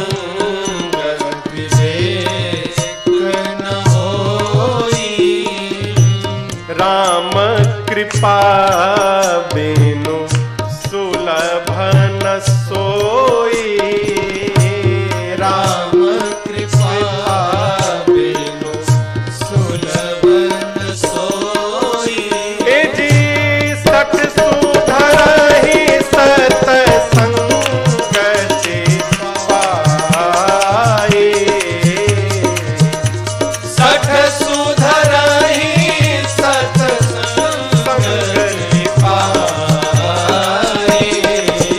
कैसे? पारस परस सुधातु सुहाई, पारस परस सुधातु सुहाई, पारस परस सुधातु सुहाई। क्या महिमा गाई बाबा ने? कहते हैं सत्संग रूपी प्रयाग में जाकर जो नहाएगा क्या होगा? काक हो ही पिक। अब बकाऊ मराला है? काक मने कौआ, कौआ क्या हो जाएगा? पिक हो जाएगा। पिक कहे तो कोयल। आप बताओ कोयल मीठा बोलती है कि कौआ? हाँ, जोर से कहिए। हम कहे कौआ भी मीठा बोलता है तो? कौआ भी मीठा बोलता है। कौन कौआ? मानस वाला कौआ। कागभूषुंडी जी कौआ है कि नहीं है? आप बताओ, है ना?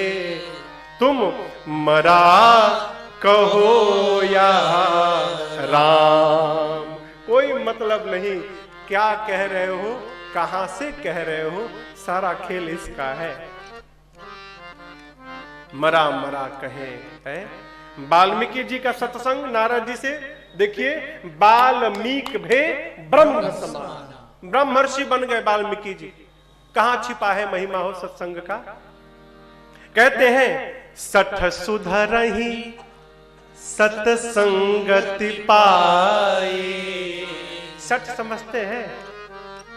सठ मतलब महामूर्ख, मूर्ख भी नहीं, महामूर्ख। जिस डाल पर बैठा उसी को काट रहा है। सठ सत्संग को प्राप्त करके वो भी सुधर जाता है। कैसे? जैसे गोस्वामी जी उदाहरण रखते हैं, पारस परस कुधातु सुहाई। एक मणि है जिसका नाम है पारस मणि। कहा जाता है पारस मणि को लोहे से स्पर्श करा दो तो वो लोहा सोने में बदल जाता है। जैसे पारस मणि के स्पर्श से लोहा सोने में बदल जाता है, उसी प्रकार सत्संग के स्पर्श से 60 व्यक्ति भी विद्वान बन जाता है।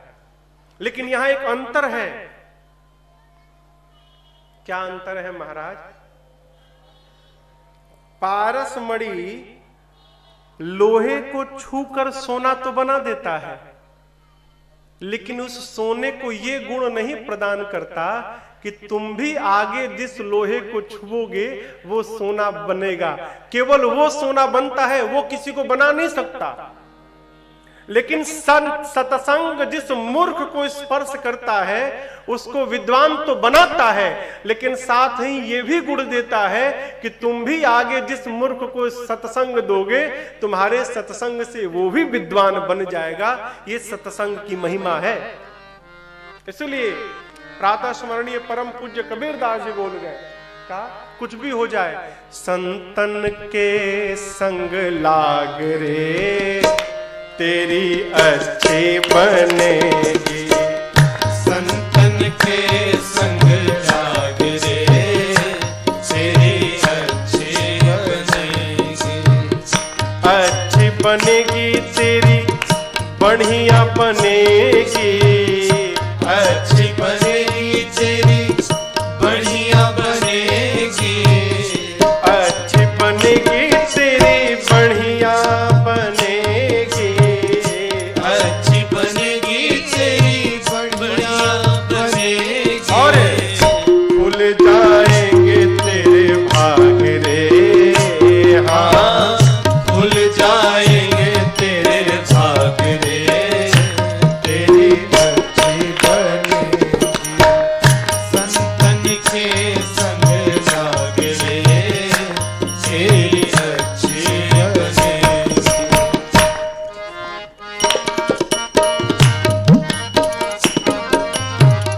संतन के संग पुण्य कमाई। संतन के संग पुण्य कमाए। संतन के संग पुण्य कमाई। संतन के संग पुण्य कमाए। राम चरण अनुराग रे। हाँ, राम चरण अनुराग रे तेरी अच्छी बनेगी। संतन के संग लाग रे तेरी अच्छी बनेगी।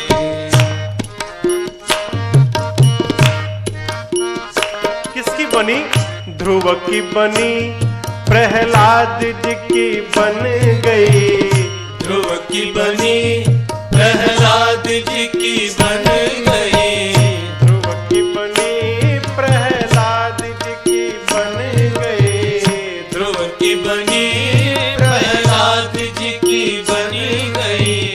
हरि सुमिरन में जाग रे। हाँ, हरि सुमिरन में जाग रे तेरी अच्छी बनेगी। संतन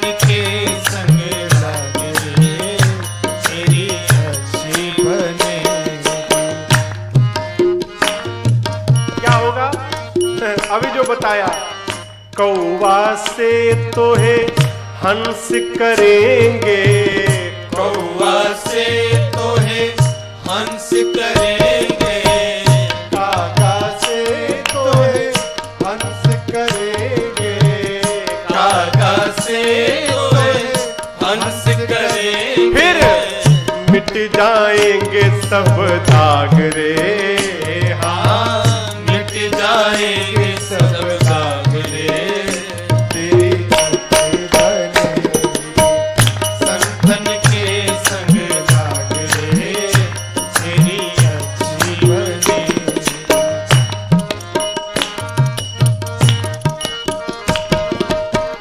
मोहनिसा में अब तक सोया, मोहनिसा में अब तक सोया, जग परिवार में कब से सोया, जग परिवार में कब से सोया, फिर महाराज जाग सके तो जाग रे, हाँ जाग सके तो जाग रे, तेरी संतन के संग लाग रे, तेरी अच्छी बनेगी। संसार में सुत बित लोक ईषणा तीनी, सुख पितलोक ईषणा दीनी, संसार में तीन प्रकार के ही चाह है, तीन के बाद कुछ नहीं है। पहला सुत, संतति हो जाए, ये पूरा भया तो वित्त, खूब धन हो जाए, ये पूरा भया तो लोक, लोकेशना, समाज में खूब मान सम्मान बढ़ जाए। मानस में कहा गया है सुत वित्त लोक ईषणा तीनी, के ही कर मन इन कृत न मलिनी। कौन है जिनके पास तीनों में से कोई एक न है? हम चाहे आप, तीनों में से न कोई एक ईषणा सबके पास है। साधक कहता है सुत वित्त लोक ईषणा तीनी, सुख पितलोक ईषणा दीनी, सुत वित्त लोक तीन आशाएं, सुख पितलोक तीन आशाएं, फिर त्याग सके तो त्याग रे, हाँ त्याग सके तो त्याग रे, फिर तेरी संतन के संग लाग रे, तेरी अच्छी बनी।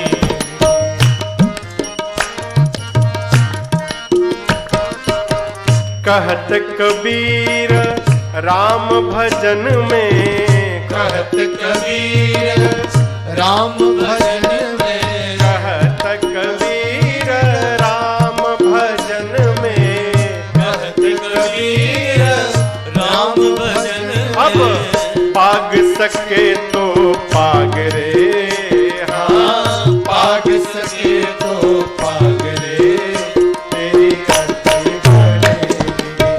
संतन के संग लाग रे, तेरी अच्छी बनेगी। संतन के संग लाग रे, तेरी अच्छी बनेगी।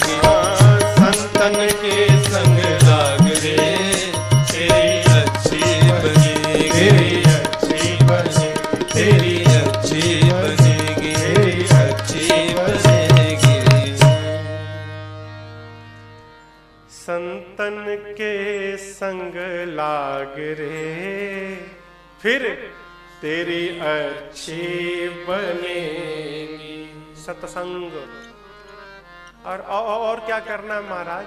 और बुराई से, निंदा से, मारामारी से, झंझट से, इन सब से क्या महाराज? अरे भाग सके तो भाग रे, फिर तेरी अच्छी बनेगी। सत्संग। देखिए, पहली भक्ति का नाम है सत्संग। जो हम आप कर रहे हैं ना, इसी का नाम सत्संग है।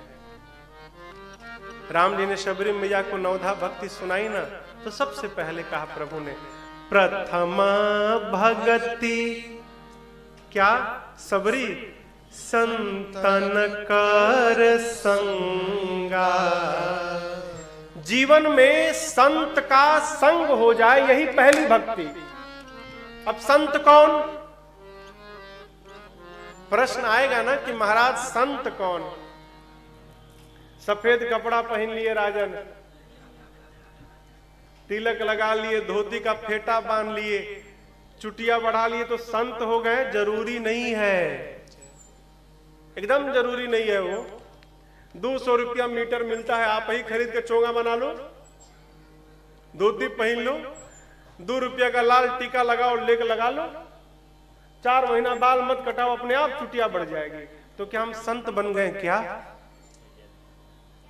संत का स्वरूप नहीं होता, संत का स्वभाव होता है। जिसके स्वभाव में संतत्व नहीं है वो संत नहीं है। हम तो कहते हैं संत कौन? जिसको देखने के बाद अनंत याद आ जाए ना, वो जीव संत है। जो दिखाई पड़े तो वो याद ना आए, उसको देखने से भगवान याद आ जाए, वो जीव संत है। वो घर में खेलने वाला 5 वर्ष का एक बालक भी हो सकता है, खाट पे पड़ा 100 वर्ष का वृद्ध भी हो सकता है, संत कोई भी हो सकता है। संत होना बहुत कठिन है। गोस्वामी जी कहते हैं विनय पत्रिका में, प्रभु कबहू की हाँ यह रहनी रहो। कहते हैं गोस्वामी जी, प्रभु क्या कभी मैं संत का स्वभाव प्राप्त कर पाऊंगा? गोस्वामी जी कहते हैं हम संत। संत कौन है? पर उपकार बचन मन काया, संत सहज स्वभाव खगराया। कागभूषुंडी जी कहते हैं गरुण जी से, हाँ कागभूषुंडी जी कहे हैं गरुण जी से, संत कौन? पर उपकार बचन से, मन से, व्यवहार से जो दिन रात दूसरे के उपकार में लगा है वो संत है। संत कौन? वृक्ष संत है, वृक्ष संत है, पृथ्वी संत है, पर्वत संत है, नदियां संत है। आप बताओ, आपको कोई पत्थर से मारेगा और आप उसको फल खिलाओगे? वृक्ष उसी को फल देते हैं जो पत्थर से मारता है। लगाने वाले को नहीं देते कि नहीं जिसने लगाया उसी को देंगे, दूसरे को नहीं देंगे। है? संत बिटप सरिता गिरी धरनी, पर उपकार परहित हेतु सबन कह कर। कौन कहता है ये बात? गरुड़ जी ने कागभूषुंडी जी से कही। संत जीवन में सत्संग मिल गया, समझिएगा आधा काम पूरा हुआ। आधा नहीं, हम तो कहते पूरा काम हो गया। यही नहीं हो पाता। 9 भक्ति है ना, हम लोग आने वाले दिनों में सुनेंगे। शबरी मैया को राम जी ने 9 भक्ति बताई। पहली भक्ति संत का संग। 9 के चक्कर में मत पड़िए, पहली वाली कर लीजिए। पहली वाली कर लीजिएगा ना तो 9 की 9 भक्ति अपने आप चली आएगी। एक के करने से 9 भक्ति आ जाएगी। कैसे आएगी आज नहीं बताएंगे, उस दिन बताएंगे। आज ही सब बता देंगे तो उस दिन फिर क्या बताएंगे। ये तो विनोद है। संत का संग करिए। हमारे और आपके ऊपर भगवान की बड़ी कृपा है।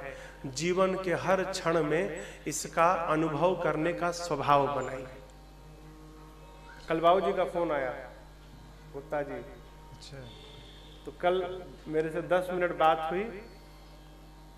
हमने पूछा कैसे हैं बाबूजी? बोले महाराज बड़ी कृपा है, बड़ा आनंद है। एक बार भी नहीं बोले घुटने में दर्द है। अभी मेरी कथा थी कलकत्ते में, तो जो बाबूजी बैठते थे ना, वो पारिवारिक कथा थी, व्यक्तिगत कथा थी। आदरणीय अरुण गुप्ता जी कराए थे, नवंबर में थी कथा वो। तो उनके पिताजी बैठते थे सामने। तो बेचारे वृद्ध है, लगभग 90 वर्ष की अवस्था है उनके। तो उनके घुटने में बड़ा दर्द रहता है, अवस्थागत है। और उनके मन में ये बैठ गया कि हम बीमार हैं। बीमार नहीं है, कुछ नहीं है उनको बीमारी, लेकिन उनको लगता है कि हम बीमार हैं। तो कथा में उनसे मैंने एक बात कही कि हर समय एक ही वाक्य कहिए कि भगवान की मेरे पर बड़ी कृपा है, बड़ी कृपा है। जब बार बार आप कहेंगे ना तो भगवान भी सोचने पर विवश हो जाएंगे, ऐ जितना प्रचार कर रहा है उतनी तो मैंने कृपा ही नहीं की इस पे, झूठे प्रचार किए जा रहा है, ऐ चलो थोड़ी कृपा कर दो। तो नहीं होगी तो कृपा हो जाएगी। और भगवान देते देते थक गए, हमारा पेटे नहीं भर रहा है, जब मिले तभी रो रहे हैं, तो भगवान भी सोचेंगे किस दरिद्र को दे दिया, कितना भी दो रोता रहता है। तो मैंने उनसे कहा बाबूजी हर समय कहिए प्रभु तेरी बड़ी कृपा है।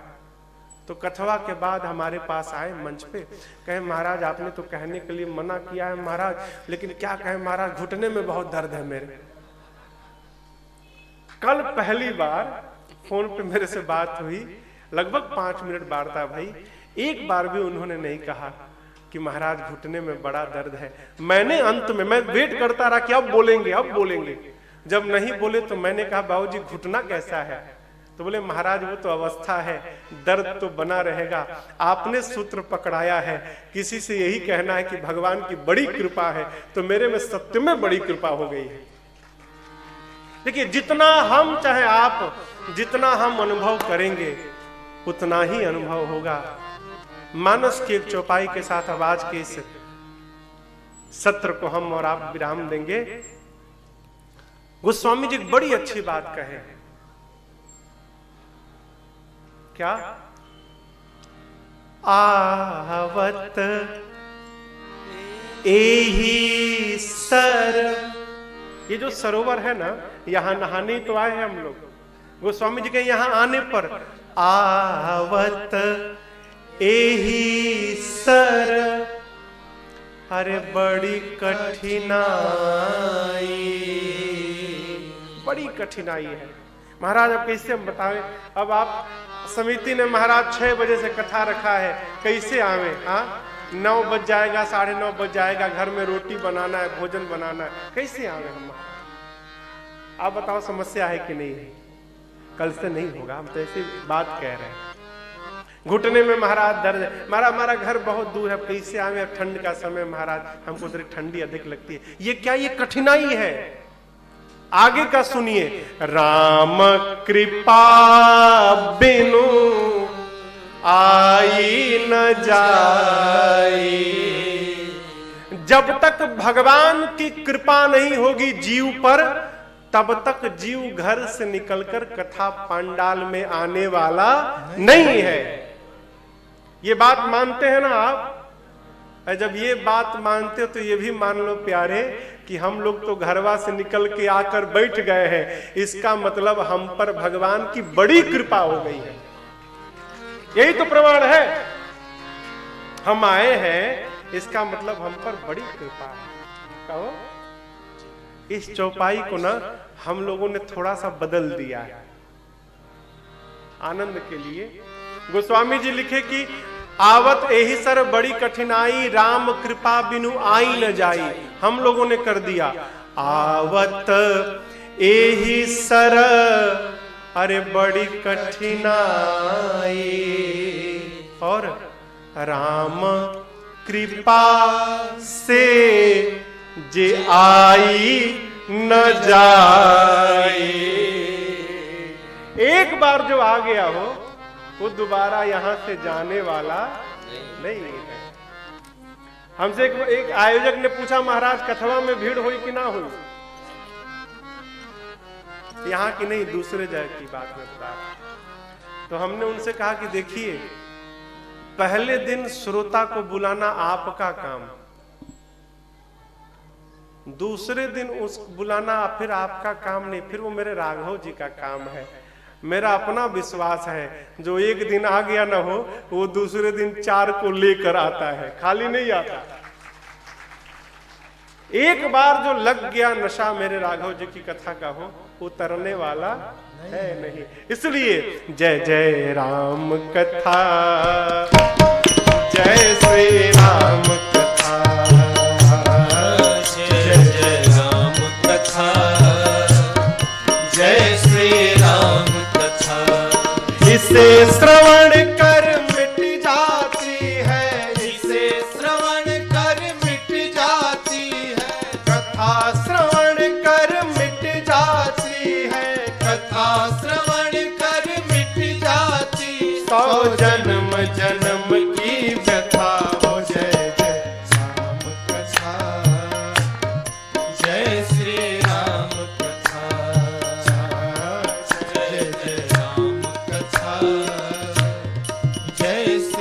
ने देखा मैया को, देखी परम बिरहा कुल सीता, सोचण कपि भयप समपीता। एक परम बिरहा कुल सीता, सोचन कपि कलप समपीता। रामचंद्र गुण बरनय लागा, सुनतहि माता कर दुख भागा। रामचंद्र गुण बरनय लागा, सुनते माता कर दुख भागा। तेरा भी सब दुख भागेगा, तेरा भी सब दुख भागेगा, मेरा भी सब दुख भागेगा। मेरा भी सब दुख भागेगा। मेरी माँ सीता कर जथा हो, जय जय कथा, जय श्री राम कथा, जय जय राम कथा, जय श्री राम कथा। इसे श्रवण कर मिट जाती है, इसे श्रवण कर मिट जाती है। कथा श्रवण कर मिट जाती है। कथा श्रवण कर मिट जाती। 100 जन्म जन्म की व्यथा हो, जय जय राम कथा, जय श्री राम कथा, जय जय राम कथा, जय श्री राम कथा, जय जय राम कथा, जय श्री राम कथा। कथा व्यथा का हरण करती है। आने वाले 9 दिनों तक हम और आप बैठकर इसी व्यथा का हरण करने वाली कथा को श्रवण करेंगे। आज प्रथम सत्र में हमने और आपने राम कथा महिमा को श्रवण किया। कल जनक दुलारी की आरती अवध बिहारी की। लखन सिया जनक दुलारी की। शीस पर कृत मुकुट सोहे सोहे। चंद्रिका की छवि मन मोहे मोहे। लखन सेवा बलिहारी की। लखन सिया जनक दुलारी की। आरती अवध बिहारी की। लखन सिया जनक दुलारी की। कपोलन पेयल के झलके झलके। आसन पे बिजुरी सी चमके चमके।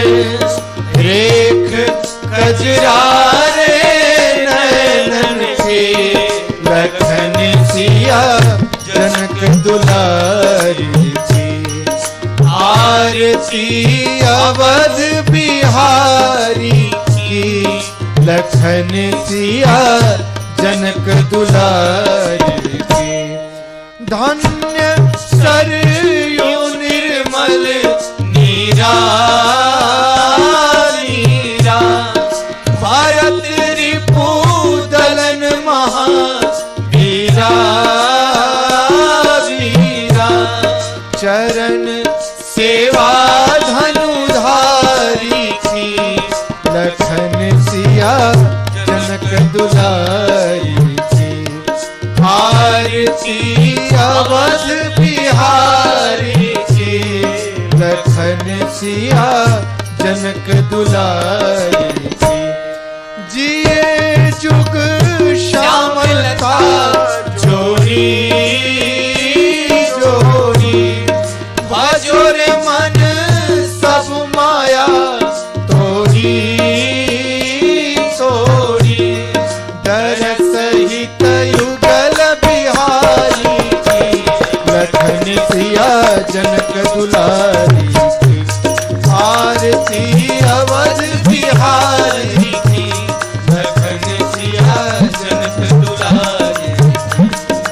लखन सिया जनक दुलारी की, लखन सिया जनक दुलारी की। हरि ओम जगेन यज्ञमयजन्त देवास्थानि धर्माणि प्रथमान्य सन्नतेह नाकं महिमानः सचन्त यत्र पूर्वे साध्याः सन्ति देवाः श्रीवन्तिकावकुलचम्पकपाटलाब्जे पुन्नाग्रजातिकरवेलरसालपुष्पै बिल्वप्रवालतुलसीदलमञ्जरीभिः त्वां पूजयामि जगदीश्वर मे प्रसीद। नानासुगन्धिपुष्पाणि यथा कालोद्भवानि च पुष्पाञ्जलिर्मया दत्ता गृहाणं परमेश्वर। मन्त्रपुष्पाञ्जलिं समर्पयामि नमस्करोमि।